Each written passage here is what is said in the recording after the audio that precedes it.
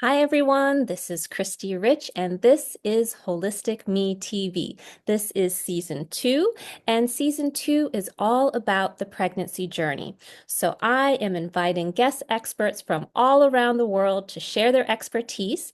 And also for this season, I am doing solo episodes called Christy's Take. So today I have a very special guest, and actually, she has been here before. So you may be having a little deja vu moment saying, Adrienne Irizarry, she's been on Holistic Me TV already with Christy Rich. I think I've seen the two of them talk before. It was so great. Have I seen this episode before? And the answer is no. This is a brand new episode. This is part 2. We had such a fantastic chat last time that I had to bring her back on. So a lot has changed in her life since last we spoke. So I thought it was fitting to have her on to share the news and also to continue the conversation. So again, if you are new to my world, I'm Christy Rich. I'm a holistic healer. I have been helping women with their health and wellness for over 20 years. And now I have niche down because I'm writing a book series. I'm writing a 3-book series about childbirth through a holistic perspective. And since the book series is not out yet, I wanted to start up this show and have these amazing guests come on so we can start the conversation. So let me go ahead and read Adrienne's bio. So again, you can remember all about her, and then I'll bring her on. So Adrienne Irizarry is an East Asian medicine practitioner using non-invasive approaches to restoring harmony and health in women's bodies. She uses her expertise as a certified pelvic steaming practitioner, certified Acutonics practitioner, herbalist, and Chinese nutritional therapist to educate and empower women to heal their bodies naturally. Named top 10 Health Industry Disruptor in Apple News and Grit Daily. And also, she's the hostess of the Reproductive Rebel podcast, which won Best Podcast for 2025. Okay, welcome, Adrienne. Thank you so much for having me back, Christy. It's a pleasure. Oh, it's so great. I'm so excited about this conversation. So, if all of you are watching and if you have not seen the first time that Adrienne came on Holistic Me TV, go ahead and go back. Okay, you're going to want to go ahead and listen to that episode. You can still listen to this episode first, but definitely go back and see it. So, she was on season 2. She was the second guest episode. So go back and see that one as well. You're going to love it. So, Adrienne, so much has happened in your world since last we spoke. I did take a little break between season 1 and season 2. It was a little bit longer than I had anticipated. And during that time, a lot changed in your life. So, if you can take us back, I'm not going to recap the last episode, but in the last episode, you did talk about some health struggles and what happened, what was the root cause, and how you overcame them. And you talked a little bit about your fertility journey. So, I was wondering if you could tell a little bit more about your fertility story and also some news that has happened since last we spoke. Absolutely. So, my practice Moon Essence literally grew out of and sprang forth from my fertility challenges. I had been to several professionals in the allopathic model looking for answers as to why I kept getting pregnant and continued having miscarriages, and all the lab work and the scans of the land did not yield why I kept having this problem.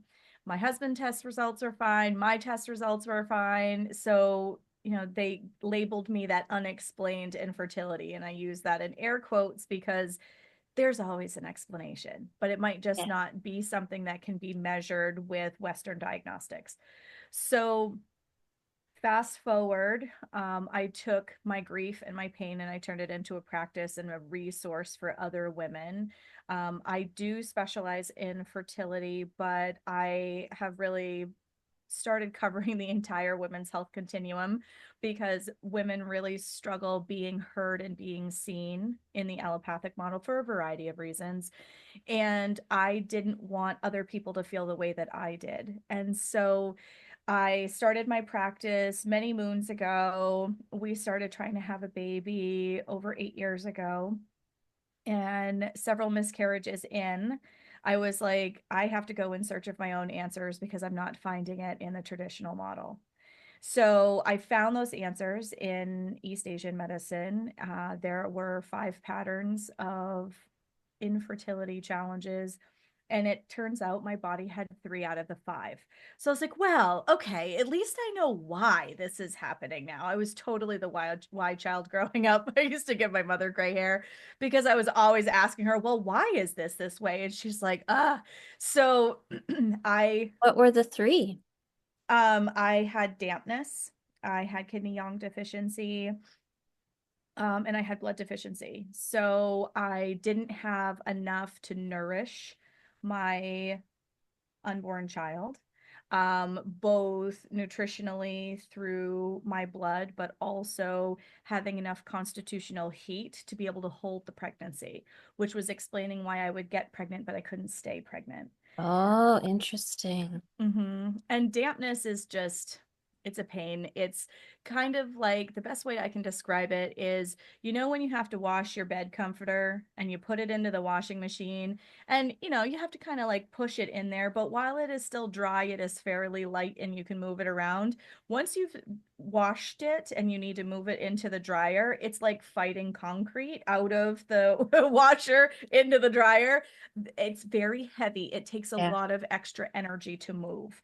That's why dampness in the body is such a hurdle in terms of being able to conceive. It takes more energy to move it. It acts like a roadblock in terms of normal processes moving in the body, energy and fluids both. So I had all of those things kind of happening simultaneously. So I started working on myself, but through my journey, I became a bit of an expert in, like so many of us, right? We start this work because we come up against our own struggles. We struggle to find answers, so we go in search of our own. I wanted to be that resource for reproductive health for other women.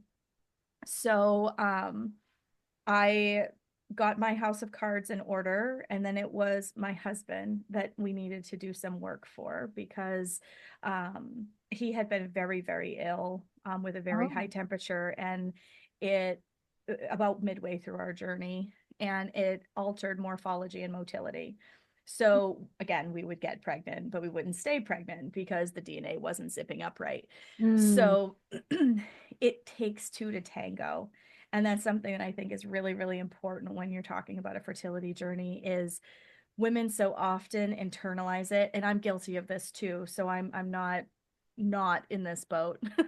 But we really internalize like fertility challenges are ours and ours alone. And Yes. it's because we carry the baby. But honestly, your male partner carries 50 to 60% of the health of the pregnancy. Like preeclampsia, they're now finding can be tied back to the health of the male partner. Yes. Um, Miscarriage, there's because the sperm has such a big role in forming the placenta and so on and so forth. So Yes, this is very important information. I'm going to be talking about this in my book. I'm so glad you're talking about this. oh, I love that. I love that because there's not a lot of people talking about that. And it really does affect that inner critic story, right? Like, oh, like my body's a failure and I can't Yeah. get Yeah. pregnant and like all of that. And the male partner plays such a big role. Such a big role, and women don't know that. And like Hmm. you said, it puts stress on them during a time where you don't want more stress, right? It Yes. doesn't help. It doesn't help to be stressed out and to be, in your head too much. No. And that's like the hardest thing about the entire journey, being in your head. And as a practitioner, I reached that delicate balance point where I'm like, I'm really good at getting other people pregnant, but I'm analyzing my own data like too much. Like I have to just step back from this process, let go and let the universe step in Yes. they needed to, right? Yes. Every single one of my losses moved my practice in a direction that it needed to go so that I could serve others. And I can see Interesting. that now. Yeah. Wow, that's beautiful. Wow. And was your husband on board with changing? Was he like, okay, I'm gonna work, I'm gonna do what I need to do to play Oh, my yeah. Oh, yeah. And I have to say, I'm really, really grateful that my partner has been the most like active, compliant participant in the entire process. Cause I'm like, we need to try this. And he's like, okay, dear. And he like just does it. Wonderful. Good man. Love that. So it was really nice to have that support and to have him be as invested in making the changes that needed to be made as I was. And I realized how big stress was in the equation and so on and so forth. And so 7 years into our journey, I had kind of reached this point. I had had a miscarriage in fall of 21, and it had nothing to do with his health or mine. We got the Delta variant of COVID.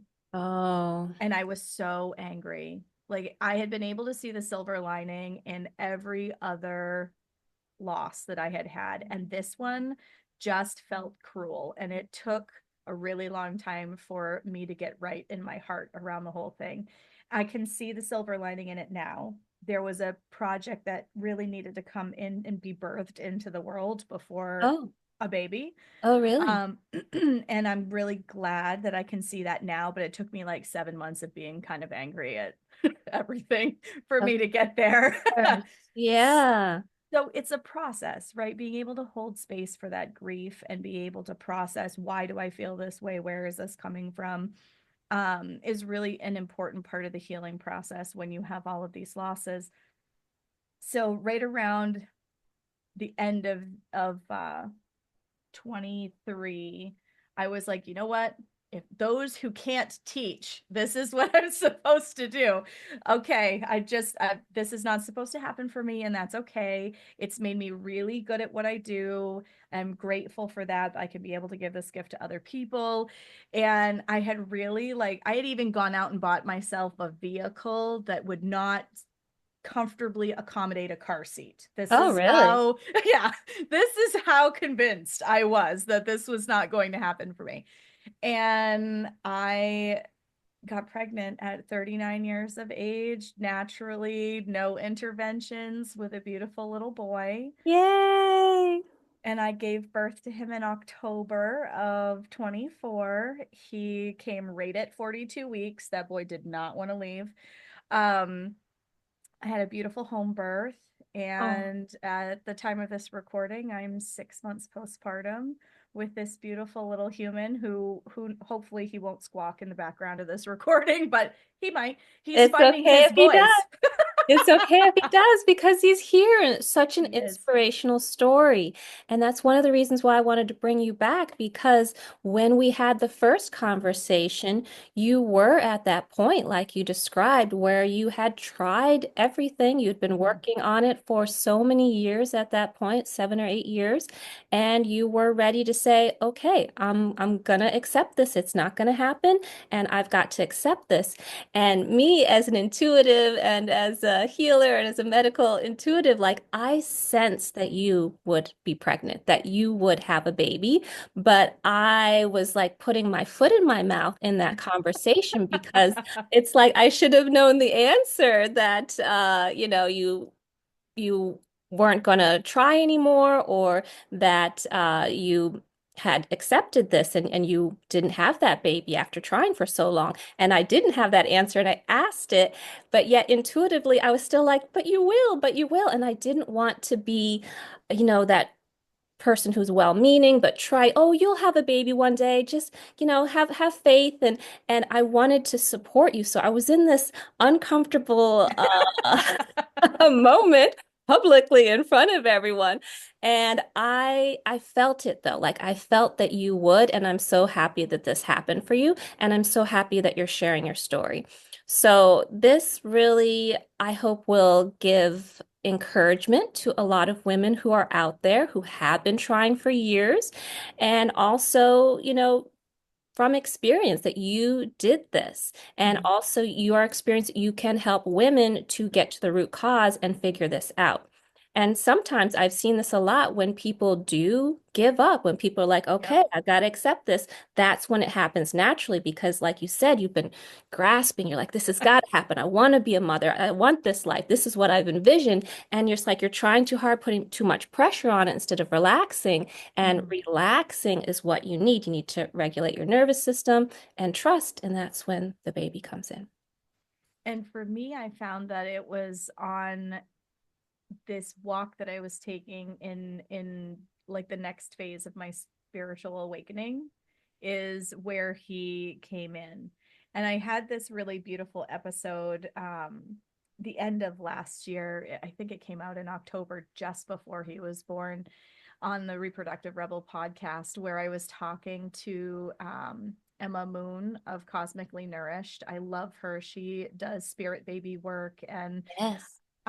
so when I was interviewing her, we were talking, we were having this big juicy conversation because she had done this reel about high vibrational babies. And I just like I could feel in the core of my body. I was pregnant at this time, but I could just feel in the core of my body. I was like, yes, this is why my journey took so long. I must have her on the show, right? So I reached out. I'm a total fangirl. I was like, please let her be on my show. And she just so graciously, she's a beautiful human, and she just graciously was like, yes, of course, I'd love to be on your show. So Wonderful. we're in the middle of the interview and the internet cut out. And I am freaking out because I'm like, I have waited to interview this woman. I am a total fan of her work, and tech just totally failed me in the middle of the call. So I'm frantically trying to like figure out where my tech issue is so that I could get back into the call. And I rebooted all the things and I got back in and I was almost in tears because I was so stressed out trying to get back in the Oh, call. And she just softly smiles at me and she goes, it's because I needed to give you a message. And I was like, holy wonderful. crap. What's Spirit Baby say? So Spirit Baby said that they needed to come in to help shape my journey.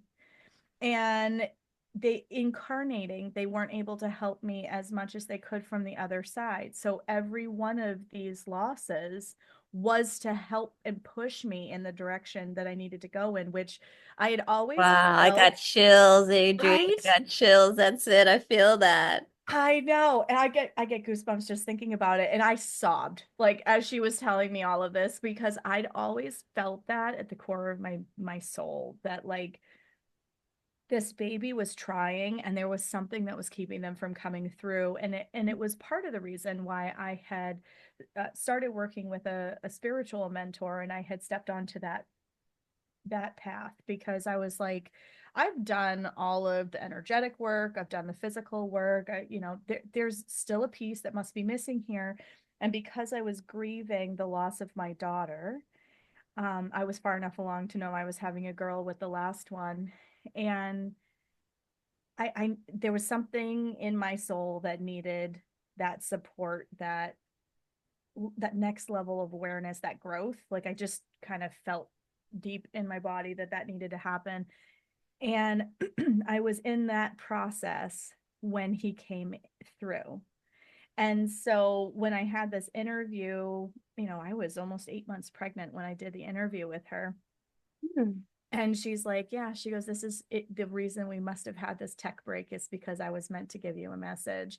And it changed the entire like course of the entire episode, Oh, talking really? about like recurrent miscarriages and why those kinds of things happen, and all of that, because I felt like it was really, really important for people who've had a loss or more than one loss to put it into a different frame beyond my body failed, Yes, yes. into So important. maybe there's something bigger in the universe that's working on the other side of Yes, this. And I just I have to believe have there is. faith in that. Oh, I do Yes. too. Yeah, yeah. And it's so interesting. Again, we're so in alignment. It's so interesting that you're talking about this because I believe the next episode after yours is going to be with a woman talking about spirit babies. Yeah, I love that. I Yes, love that. I'm so yes. glad you're bringing that perspective on your show because It's so powerful. It really is. And I had done some work like sitting in a quiet space trying to like talk to my spirit baby and figure out like where is it that I need to do either more work myself or there's something that needs to happen before they come through. Hmm. And it was when I let go of everything Yeah. and said, you know what, this is just not meant for me. That's okay. I'm gonna, because I had put so many things in my life on hold.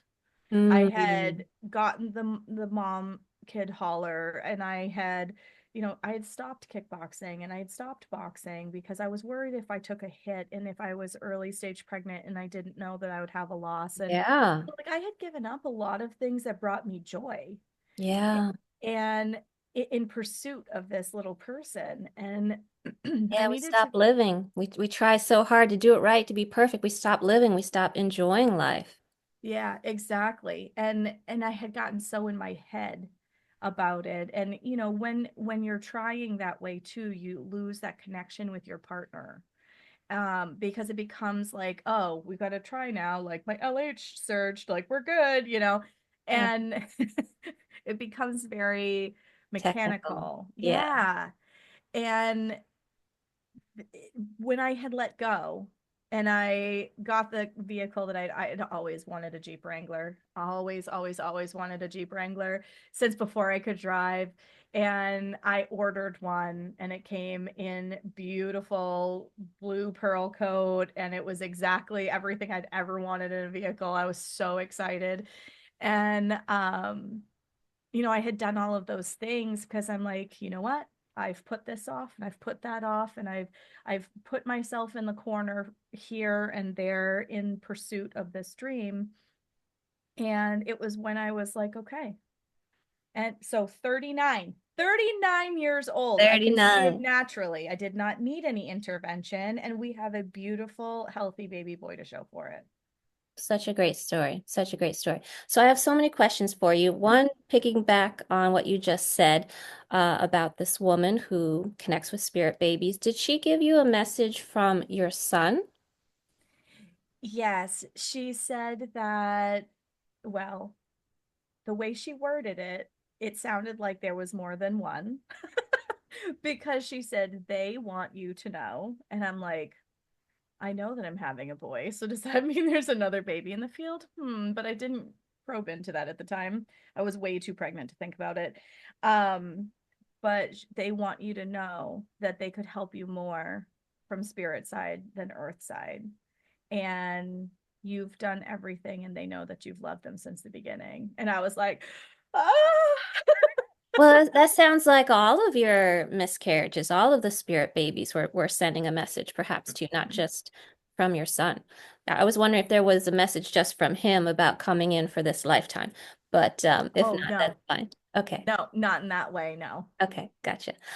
So let's go a little bit more into your fertility journey if we can.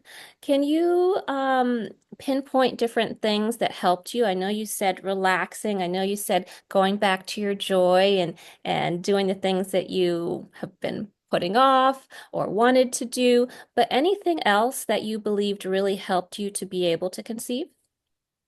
I know you tried a Yes. lot, but Yes. anything you can pinpoint. One really big thing is learning to work in alignment with your cycle and not working against it because each phase of your cycle gives you gifts. Each phase of your cycle helps carry the ball forward to when the period comes. And a lot of people think about like, I have my month and then I have my period. And the period actually kicks off your new hormonal month. So knowing how your cycle works, what the energetics are in each of those phases, meaning this how to care for your body, but also what your brain is wired for doing during each of those phases.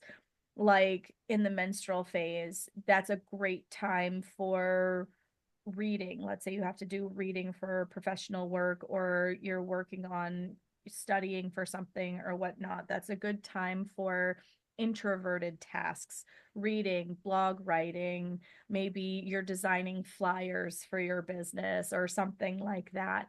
Um, it's not very strenuous in terms of all the things that your body needs to do to carry you through the day, but you're able to really do focused work that like you tend to need blinders for Mhm. to not have Mhm. other distractions. Menstrual phase is beautiful for that. The follicular phase is like coming into spring where the crocuses start pushing up through the ground, right? So you've got that bursting forth and budding energy. So you start wanting to go out a little more and being a little more social. So if even if you're introverted and networking sounds like a chore, you're going to feel a little more aligned to do it. It's going to feel less hard if you're doing it in the follicular phase, for example. Ovulation phase, your face is the most symmetrical it's going to be all month because your body is naturally trying to attract a partner and get you pregnant. So if you're going to Interesting. have any headshots for work, that's a perfect time to do it. Good Um, tip. but you're the most charismatic, you have the most energy, you're the most articulate. So if you have to give that badass board presentation, make sure that it's aligned with your ovulation phase.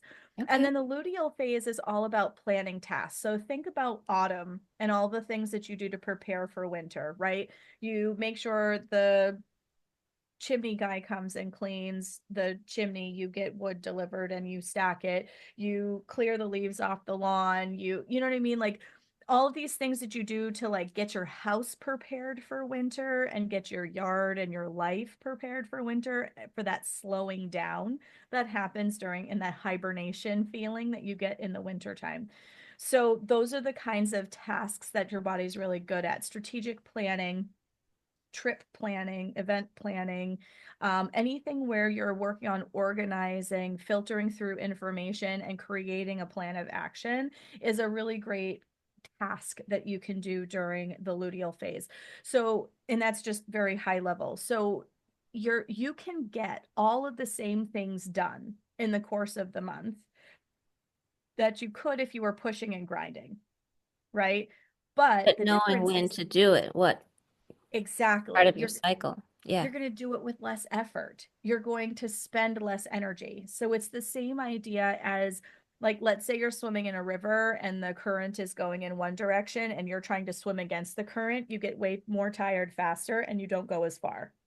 Whereas if you're swimming with the current, you go twice as far with less effort. It's Yeah. that same idea. So ways that you can preserve your chi or your vital energy in your body helps the overall health and execution of the entire cycle, because each phase is doing something important and there's a hormonal concert that's going on in the background. Mhm. And when you're not working against what those hormones give you for gifts, your body performs better. So that's probably the number one thing I would suggest for people. I started planning my life, literally my life, around my cycle. My kids knew I'd be like, Mom's moon time's coming. Everybody's laundry needs to land in the laundry room. Because when they were little and they were still doing their laundry, at this point, my older kids, they're all old enough to do it on their own. But when I first started planning my life this way, they were still quite little and they knew if Mom announced moon time was coming, everybody's laundry had to land in the laundry room, because otherwise I wouldn't get it all done before my bleed and I wasn't going to lift laundry baskets.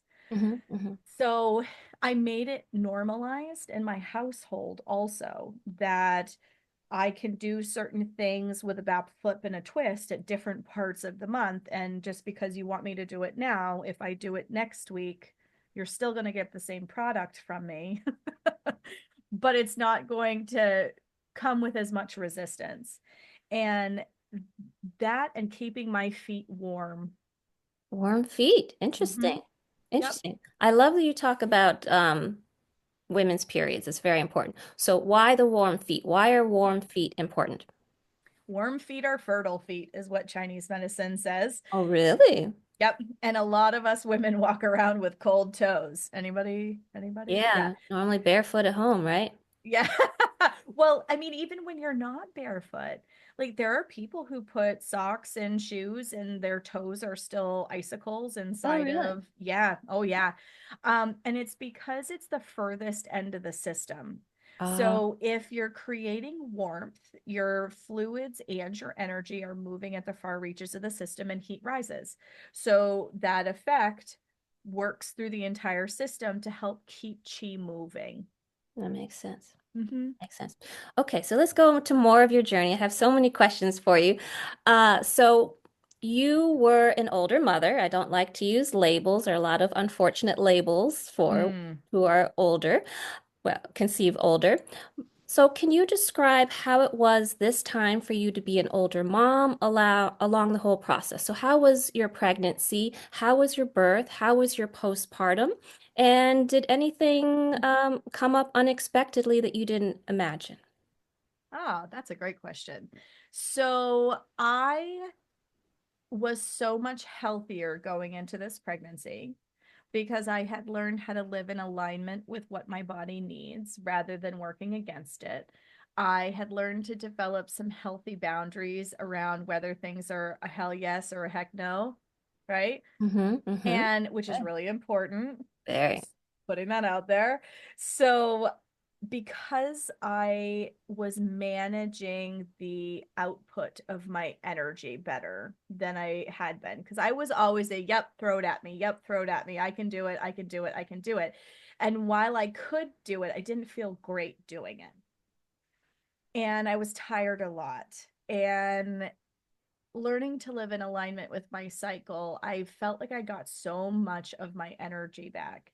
Um, there's a lot of people that don't think I'm as old as I am because I don't work against my body. So I'm You take not care of over. yourself. You prioritize your health. Not everyone prioritizes their health as they get older. That's what I Well, and it's hard too because we live in a productivity focused and driven culture.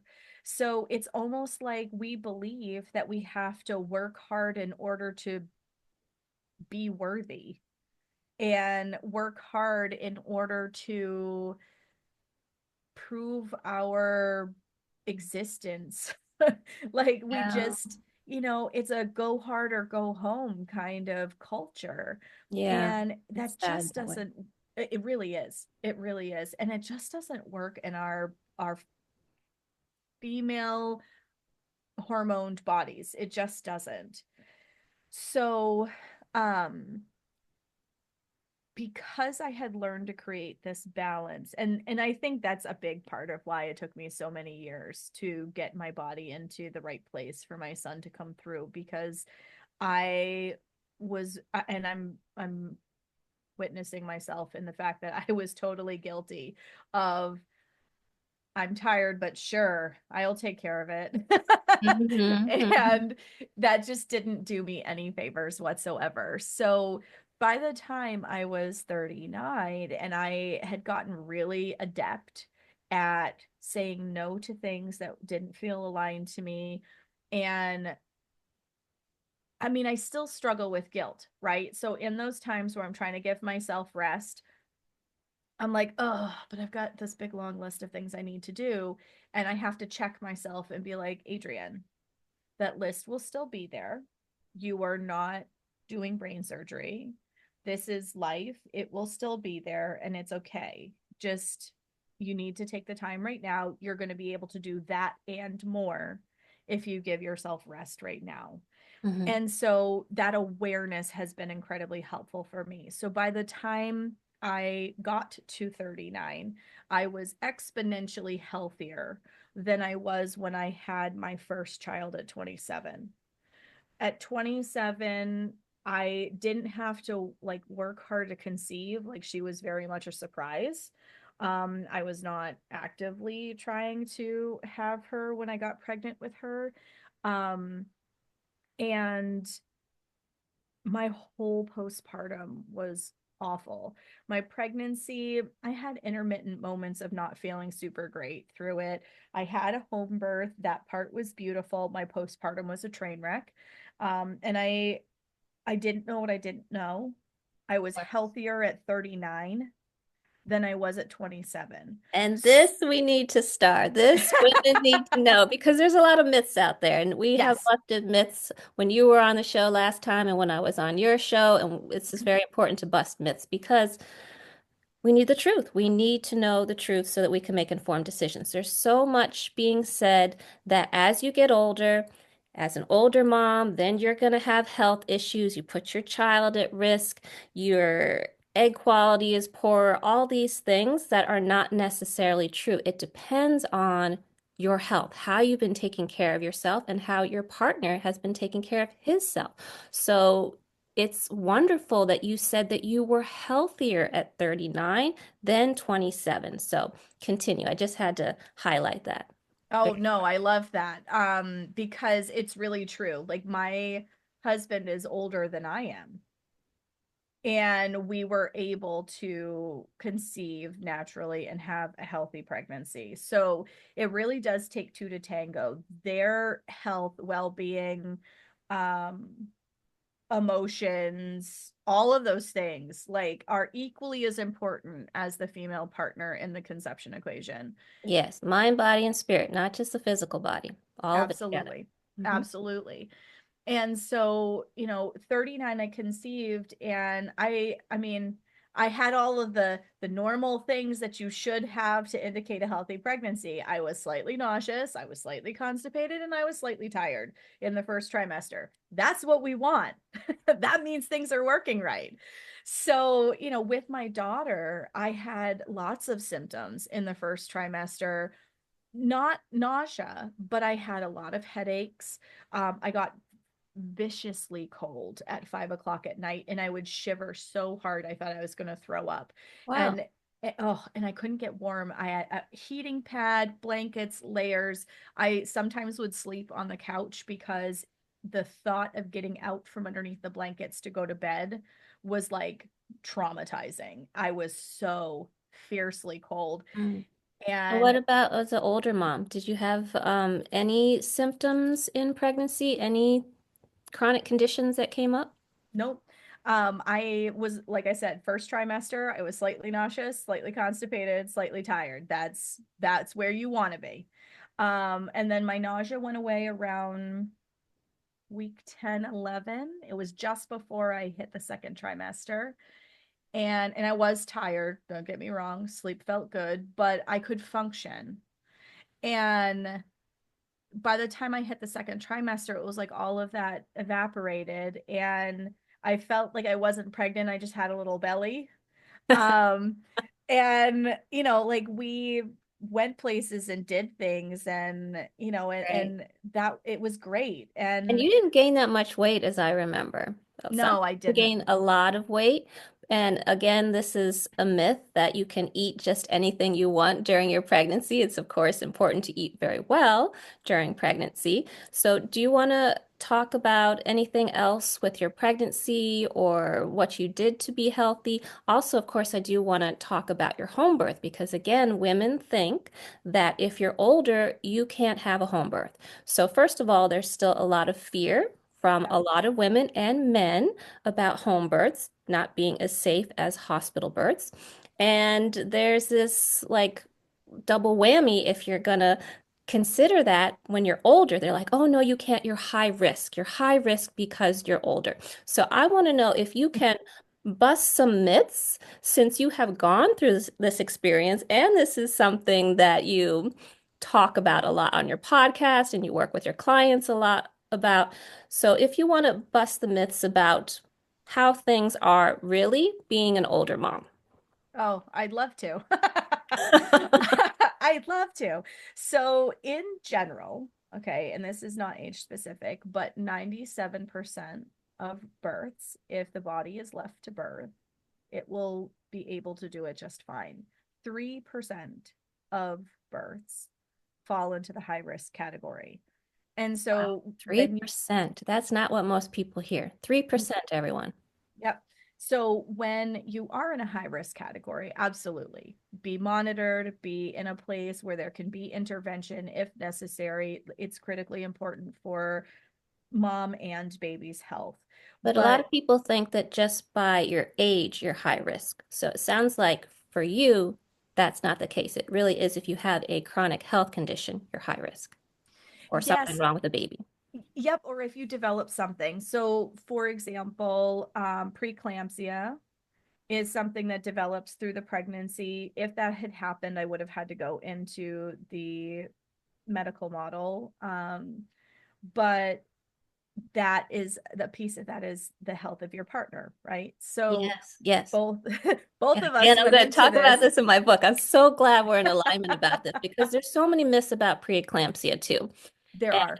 really, too many. And people just assume, since it's common knowledge, the same myth going around, that it's true. But Mhm. people aren't getting down to the research and the evidence, and it's out there. You can see. But go ahead. Yeah, no, it's totally there. I had a blood test done at the beginning of my pregnancy. We tested my A1C and we tested my iron levels, and my A1C was in a very healthy place, and so was my iron. And so my midwife was like, well, we'll test it midway through the pregnancy. And if the A1C has moved a lot, then, we can move into being proactive with gestational diabetes, but I didn't have it with my daughter, and I don't eat poorly. So my meals during my entire pregnancy, like, I didn't crave a lot of sweets. Actually, sugar made me really nauseous for about 2/3 of the pregnancy, which I suppose is a Interesting. gift. Interesting. It made me really, really nauseous. And so I didn't eat like junk. It was, half my plate was fruits and veggies and a protein and a carbohydrate, right? So everything was like really balanced. Um, I was mindful of making sure that I stayed hydrated enough, and Good. I That's I cool. moved every day. I moved every Got day. So we stayed at a campground in a seasonal during the summertime, and they were all expecting me to give birth to that baby at camp, because it. they would see me out there waddling my way around. And like, there were places where, my husband, like, do you want me to drive you up to the rec hall? And I'm like, nope.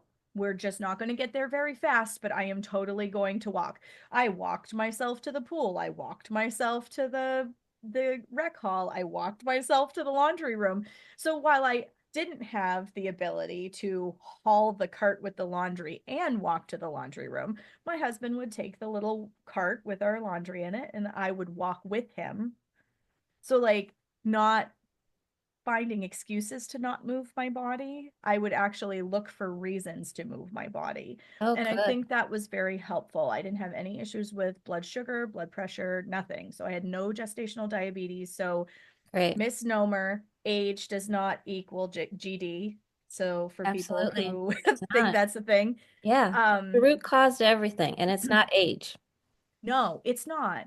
I mean, and there's so much that you can do in your diet to affect your gametes. And I say it that way because it's both partners. Yeah. You can affect the health of sperm and egg 90 days prior to ovulation or ejaculation. So you have the ability to create the best quality gametes that you possibly can. And there's a big misconception that, when you're over 35, maybe you should consider a donor egg, or your eggs are getting old, Hmm. or, oh, that one makes my eyes twitch. Your eggs are not getting old. Like, you just, it's managing stress. It's how you're eating, it's how you're fueling your body. And if you're giving your body the right things, you have healthy gametes, because your gametes are a biomarker of your overall health and well-being. So Hmm. when men have problems with their semen analysis, it shows that they constitutionally need to support their health, because women have this beautiful opportunity to see month over month an organic computer printout of what's going on internally. How Hmm. their period shows up tells the story of how the body needs to be supported and is it in alignment. Whereas with men, the only way that you can see it is through the semen analysis, when you're looking at it from what does our body produce as an organic printout, right? Hmm. So I moved my body through my entire pregnancy. And I did, when I had my anatomy scan at 20 weeks, so this comes back to like what people say to you. I had my anatomy scan at 20 weeks, and you could see the look on the person's face when they looked at my sheet and they had me read off my birth date. I was 40 at that time. I had just barely turned 40. And there was this look at the paper and this look at me and this look at the paper. And they're like, say your birth date again. And I said my birth date. And they're like, okay. And like we started walking into the scan room. No less than a half a dozen times, my age came up during the Really? scan. Mhm. Really? I was going to ask you if you got treated differently because of your age. I'm glad Yep. you're bringing this up. Yep. I absolutely was treated differently because of my age. My midwife didn't treat me any different. And I was so grateful for essentially her helping keep my mental game in check, because stuff like that would make me mad. And Yeah. then, naturally, because you were raised in this system, you start to question, your brain starts to question. Your intuitive guidance system doesn't question. Your brain starts to go, well, am I doing this right? Should I have another scan? I don't know. Are you And afraid of having a home birth because of your age, or were you always confident? no, I was actually more afraid of being in the hospital. Interesting. Yep. Interesting. Listen to that, folks. Listen to that. I Um, was way more afraid that I was yeah, going to end up in the hospital. because you knew about the interventions, and the cascade of interventions could lead to a possible C-section and other issues. So let me ask you, I want to actually go back to your previous episode when you were talking about some things, because I think it actually will fit into what you're talking about right now. So, on the previous episode, you talked about pelvic steaming, Mhm. and you talked about how you're a pelvic steaming practitioner and how you do it and how you help your clients to do it. And you also mentioned something I'd never heard of before, that it's very good for lowering blood pressure. And Mhm. of course, a lot of women who become pregnant may develop gestational hypertension, or if they had hypertension before, it may get worse, or they may develop preeclampsia. So I was wondering, from your experience working with your clients, if you have seen the ones who did the pelvic steaming and then became mothers, did they have lower instances of gestational hypertension and preeclampsia? Do you know? Yes. So it's funny as you say that. I have a couple of clients that popped into my awareness as you were saying all of that. One of them wasn't working with me very long preconception and had slightly higher blood pressure.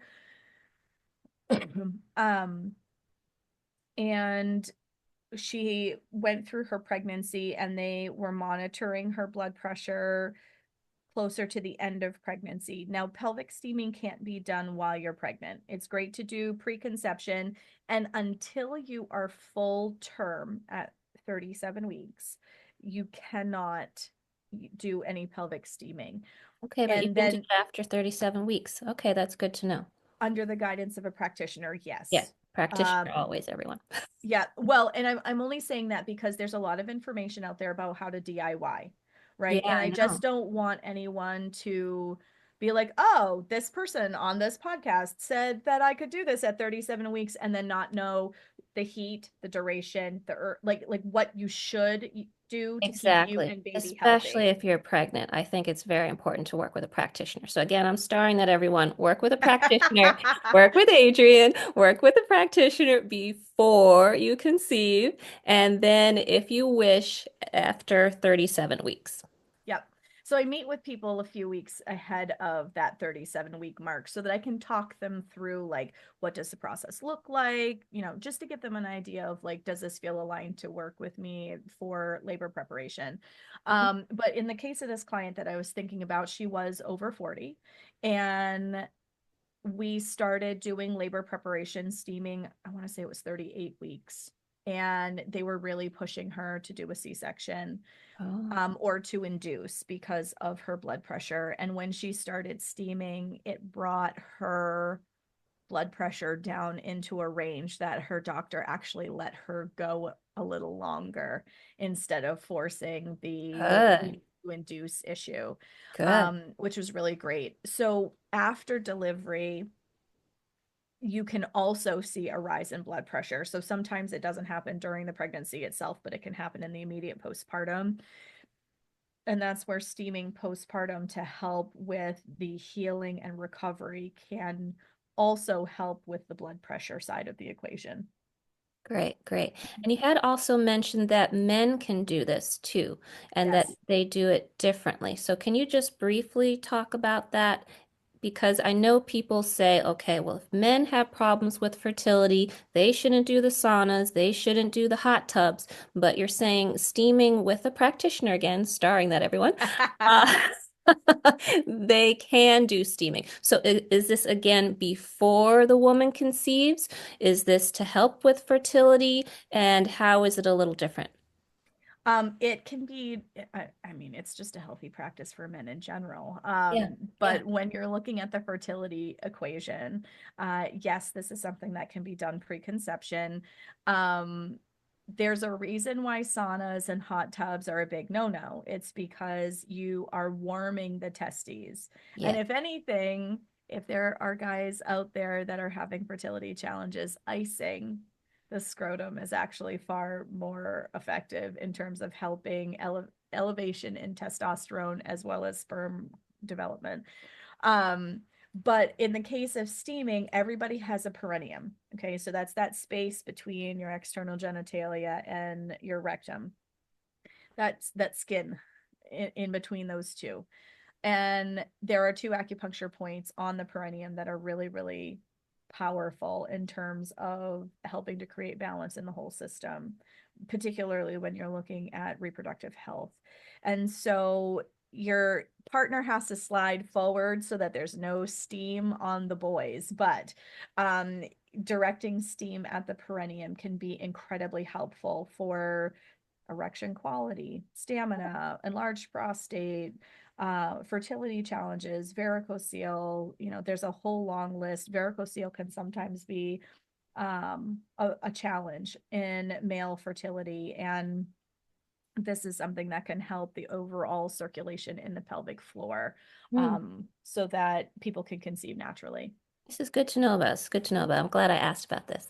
Yeah. Okay, so let's go back to you. I know we're almost out of time. I can't believe it. I could talk to you all day, but I'm very curious. One, if you want to say anything about your birth experience, your home birth experience, and two, I know that something unexpected happened postpartum. So if you wish to talk about that, whichever one you want to dive into.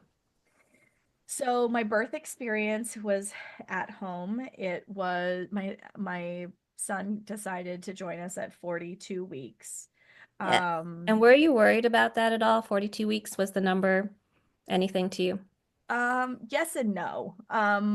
Yes, in the fact that I recognize that being over 40, if I had to transfer my care to a hospital for any reason, that there was going to be some disgruntled practitioners that I was 40 at 42 weeks.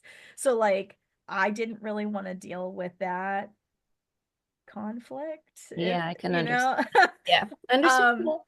so like there was that little piece that was kind of in the back of my head, and then I had some well-intentioned people in my circle that would say things like, man, if that baby stays in there any longer, you're gonna have a C-section to get him out. And of course, like Don't that, say that. right, Don't right. say that. Come on, people, be mindful. So I had done a pretty good job at like trying to like insulate myself from other people's birth stories, because everybody has their own unique experience. They have it for their own reasons. Sometimes it's they didn't know what they didn't know, and then after birth they're like, oh, I wish I had known this and it would have changed everything. um and sometimes people tell you their stories because they just want to be witnessed, because nobody's Yeah, listened to that's their birth true. story. That's one of the reasons why I did my book is I wanted to hold space for those women, especially those who couldn't share their story with others, and I to love not that. feel judged, not feel shamed, not feel criticized, but just share. And then the most amazing stories came out. I was like, thank you Mhm. so much for sharing that. And that's going to help those women who are reading your story. Yeah. I mean, we need to talk about it more. When you step across that threshold into matrescence, like it doesn't matter whether it's the first time, the fourth time, the eighth time, like you become a different person. You are transformed through that birth portal. It doesn't matter how many times you go through it. And each time is different. And so I tried really hard to kind of insulate myself to like keep myself like with my head in the game. But I think that's where I started feeling my age a little more, not because internally I felt that way, but because external pressure kept bringing up my age. So I'll be totally vulnerable and transparent. My midwife had to talk me down off the ledge a couple of times because of things that people had said to me that at that part of my pregnancy and all the hormones charging through my system, I Yeah. felt very emotionally raw and was like, everything's okay, right? And she came for a couple of additional appointments because I just needed her to check him and check Yeah. me and just confirm what I knew in my body to like tell my head that she needed to sit down and be quiet. Um, Yeah, women get very sensitive and very vulnerable during pregnancy. Also something to be mindful of. very much so. And well, and energetically you're a little more porous too.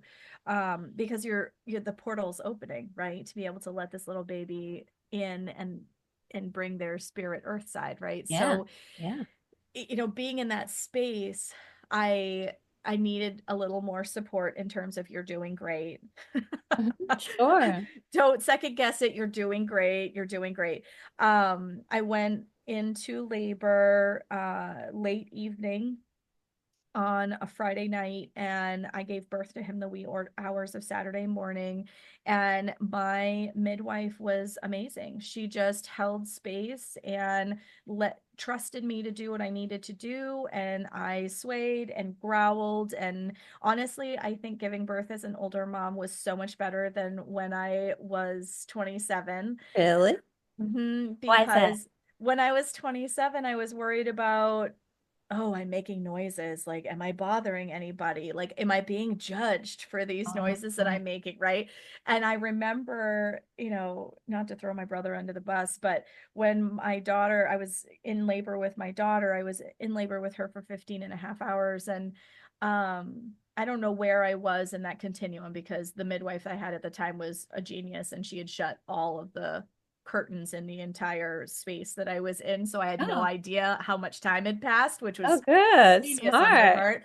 Yeah. So I remember hearing my brother downstairs going, is she gonna have that baby sometime soon? Because I need to leave because I have to work tomorrow. Oh my goodness. And Stop. I Stop. heard that float up the stairs, Oh, and that's then all of a sudden awful. I was like, I'm not doing something right, right? Oh yeah. Impressionable 20 something, like I gave way more of a shit what anybody thought at that stage of my life. This stage of my life, I'm like, no, I'm an empowered ferocious mama beast and this is going to be Yeah. amazing.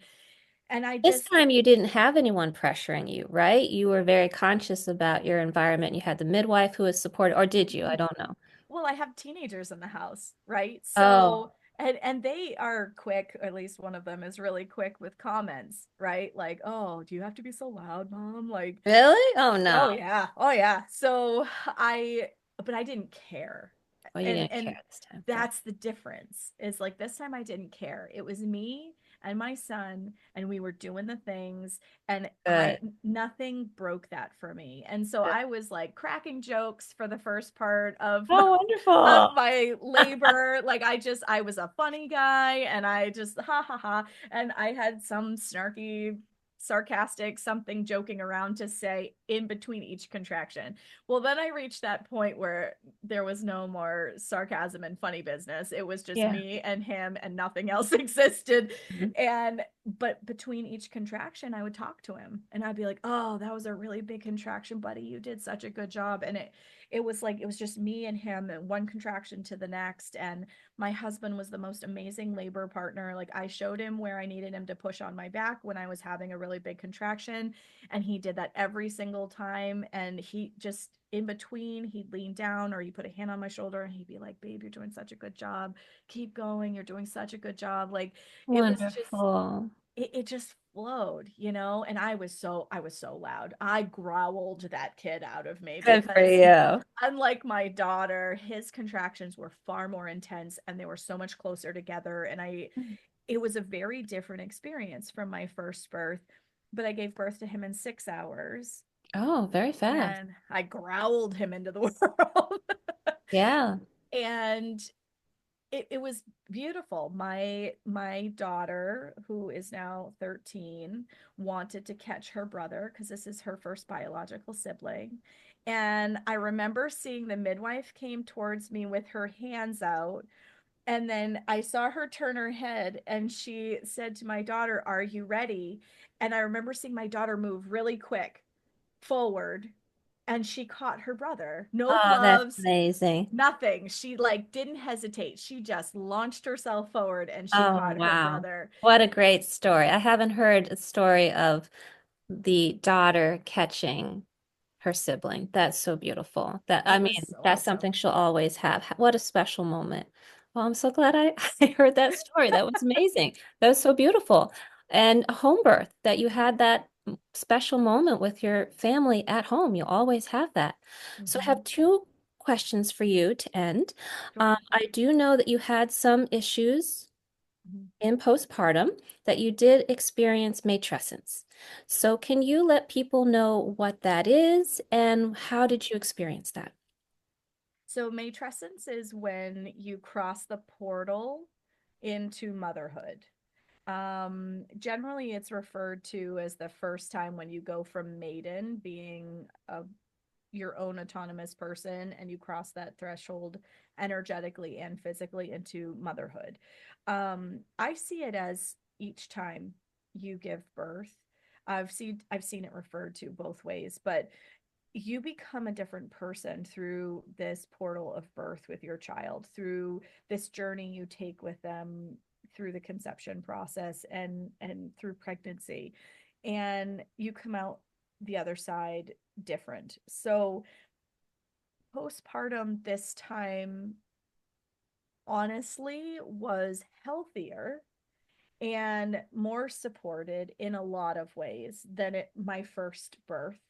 I was doing quite well in terms of the healing process, but there was some family stuff that happened in the background and some business stuff that happened in the background. And so all of a sudden it was like I had the culmination of all the things I had done with my body.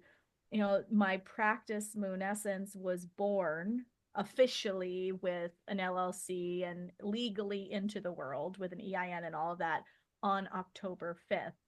And my son closed that circle on October 5th. I almost wonder if that's why Same he was two day. weeks.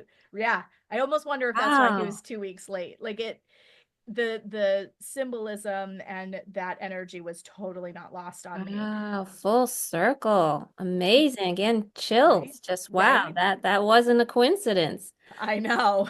Well, but then as soon as he was born, it was like everything that I had built, the way that I had built it started to fall apart. So the I had an employment situation that didn't work out the way that I had envisioned, which meant I had to step back into work a little faster than I had initially envisioned. And um, how I was doing one on one appointments had to evolve and my services had to evolve. I ended up, it was really like, it was powerful at the same time because being in that postpartum, I still was very much in that creational energy. And so I'd be awake with my son nursing him at 3:30 in the morning and I'd be getting like downloads of this Oh, is where you should go next. This is what should happen next, oh, like that really? kind of thing. I would dictate into my phone so that I could like organize it when I woke up later on. And it was really potent. Like I reorganized and rebranded my practitioner program. I started teaching other people how to do what I do. So there was more people who could provide this kind of love and support in the world. And it needed an upgrade. And so that came through and I have a program called Rebel Remembered that came through and so the courses and the Tao of Women Institute, the way that I had built it before, my son coming into the world, it wasn't just the start of a new chapter, it was the beginning of an entirely different book. And now that I'm sitting here 6 months after his birth, I can see the gifts that it gave me. Although during that immediate postpartum, with all of those hormones shifting and readjusting in my system, I felt like my whole world was falling apart. Yeah. So it drove some postpartum anxiety. I did have a little bit of trouble with that. I had a hard time driving a car for a little while, and having other people hold him, having like fear that I was going to fall going down the stairs because my legs were weak and I was going to drop him. Like, so Mm, I had, it wasn't as intense an experience as it is for some people, but I did have issues with that. Um, but this time I didn't have as much issue with nursing because I was able to support my body the way that I needed to. I did okay. lose a little bit more blood during the birth process than I had anticipated, but I had tools for that. Hmm. Right. So I took herbs like immediately after I gave birth to him, and it honestly made all the difference. So in Wonderful. some ways I healed better than I did before, and it was just like the container Faster. that I was in. Yeah.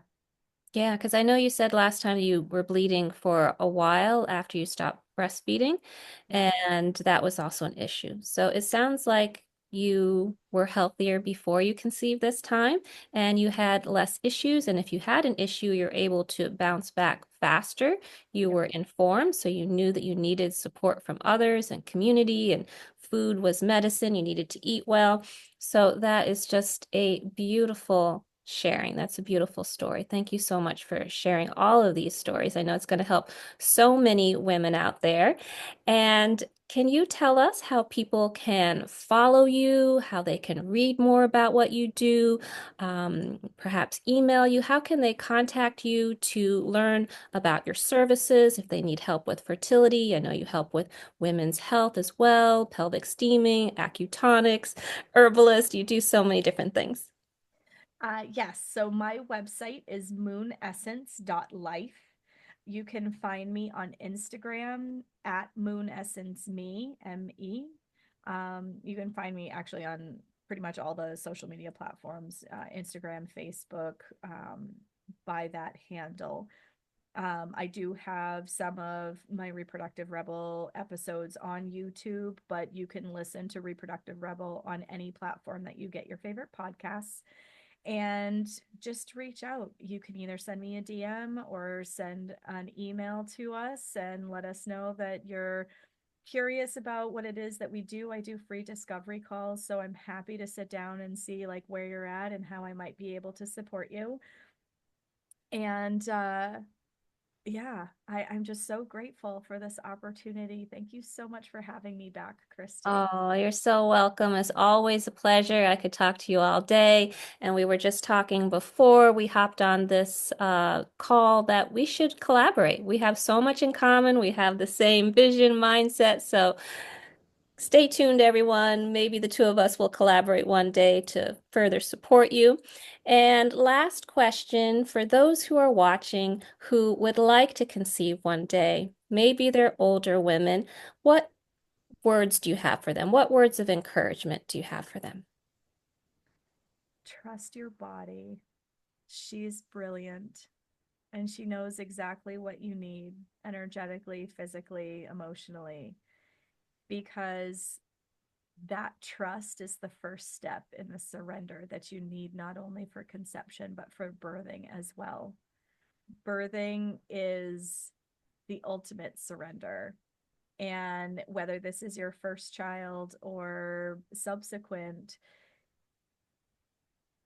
it adjusts your expectations of yourself, what you can contribute to the world, the way that you move through the world. And so much of stepping on this path of conception is surrender and Yes, trust.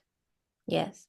Mhm. Beautiful. Well said. Well, thank you again for sharing your story, Adrienne, and for being a guest on Holistic Me TV for the second time. It's great to have you. And for all of you watching, if you enjoyed today's episode, if you learned something new, please give us a thumbs up, give us a comment, let us know what you learned. If you have any questions, you can drop them below and we will swing back and answer those for you. And definitely subscribe. Subscribe so that you can watch more episodes with amazing guest experts and also my solo episodes this season. So go ahead and hit the subscribe button and also share this episode so more people can benefit.